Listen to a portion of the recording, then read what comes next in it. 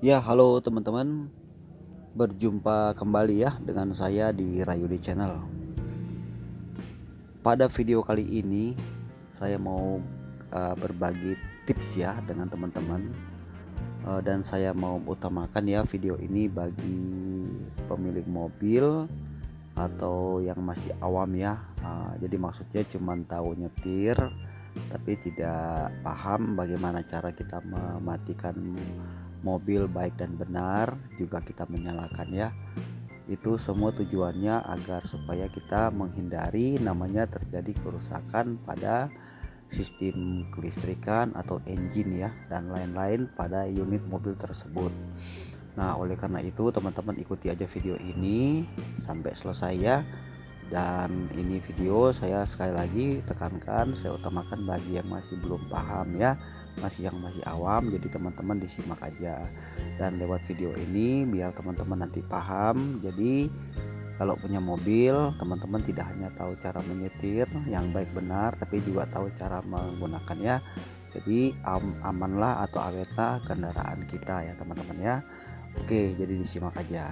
Nah, sebelum kita lanjut, teman-teman jangan lupa ya, yang belum subscribe ke channel ini, tolong teman-teman bantu subscribe ya, supaya saya juga tetap semangat untuk membagi tutorial yang bermanfaat. Dan tidak lupa tentunya saya ucapkan banyak-banyak terima kasih.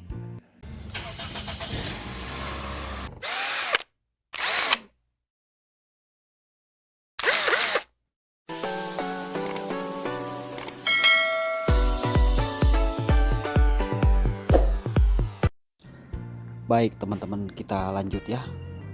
Jadi kalau teman-teman punya mobil ya, saya akan berikan contoh mobil ini ya teman-teman ya. Jadi ini mobilnya Agya dengan transmisi otomatis.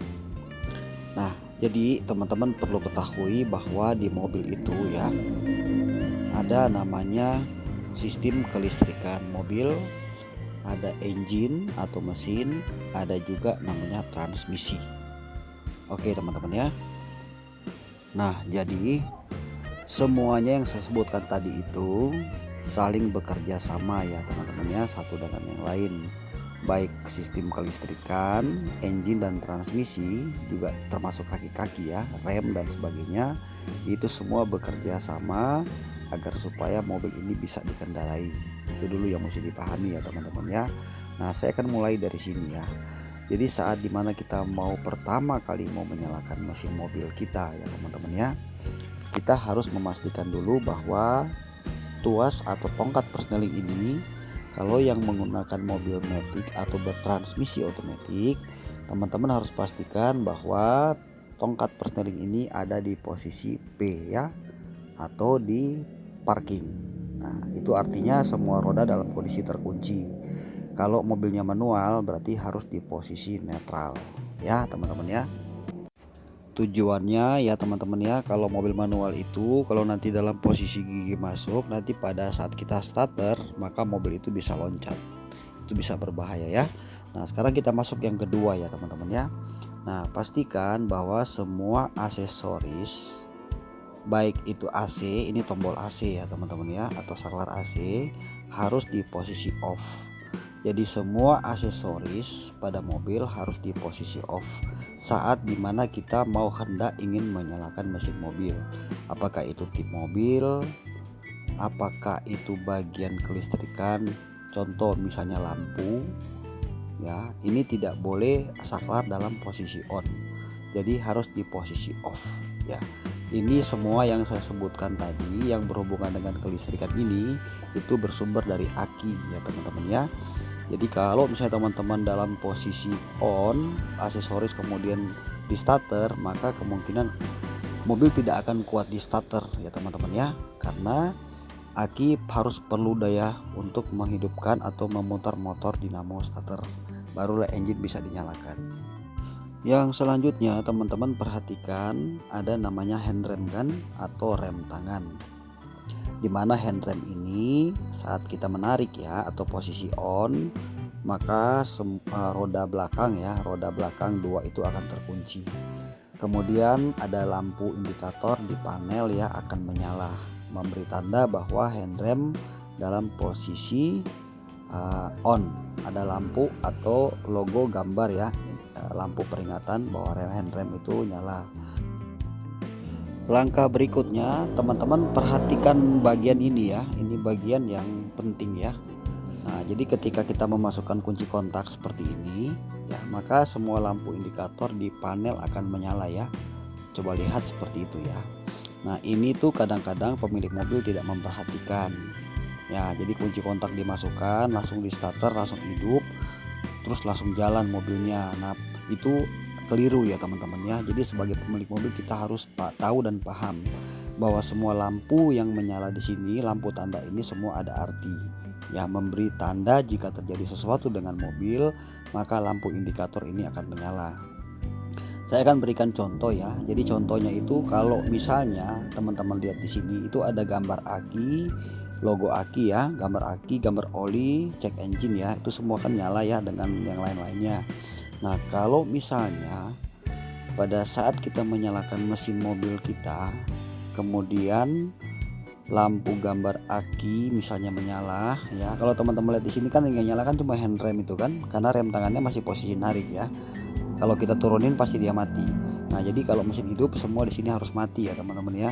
Nah, kalau saya berikan contoh, kalau misalnya salah satu di sini menyala, misalnya gambar oli atau gambar aki, nah teman-teman pada saat mau pergi mau jalan berarti harus merubah arah atau merubah rencana. Berarti teman-teman harus membawa mobil ke bengkel untuk diperiksa.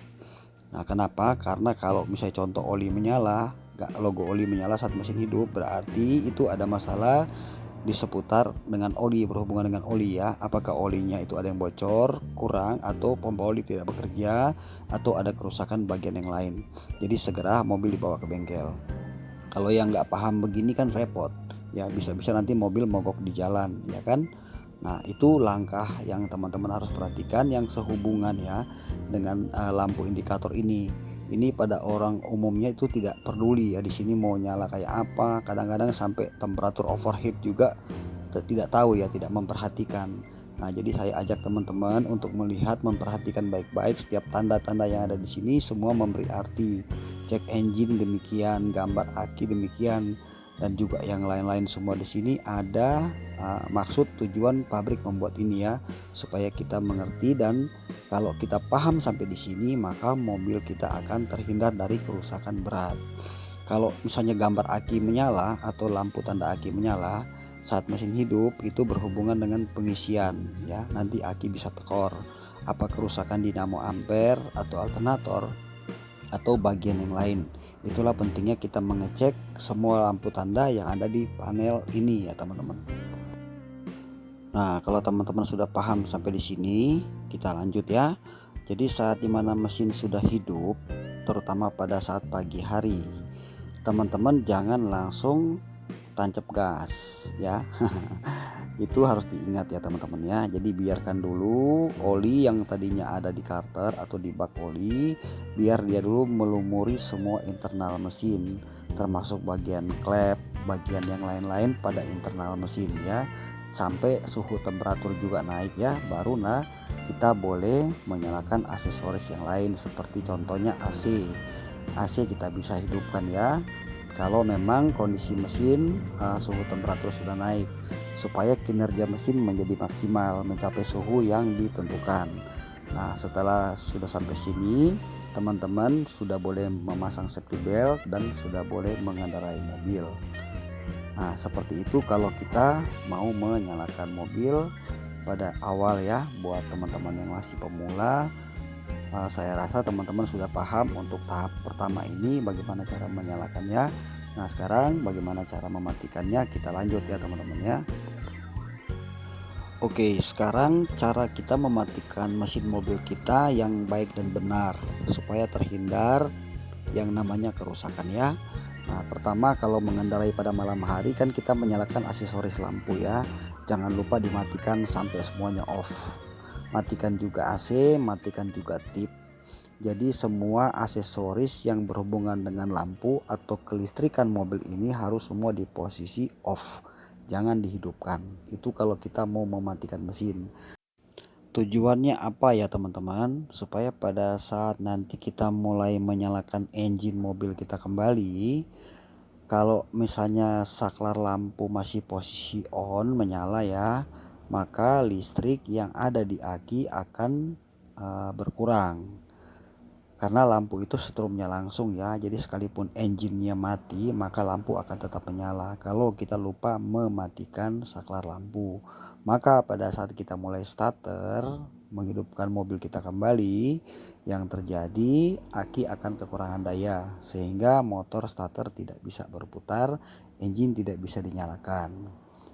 Nah, jadi itu kalau misalnya teman-teman paham, itu yang sehubungan dengan sistem kelistrikan yang sudah dari awal tadi saya jelaskan. Demikian juga dengan aksesoris misalnya seperti saklar AC. Kalau di posisi tidak kita matikan ya, kita on terus, maka pada saat starter maka kompresor AC akan langsung ikut berputar.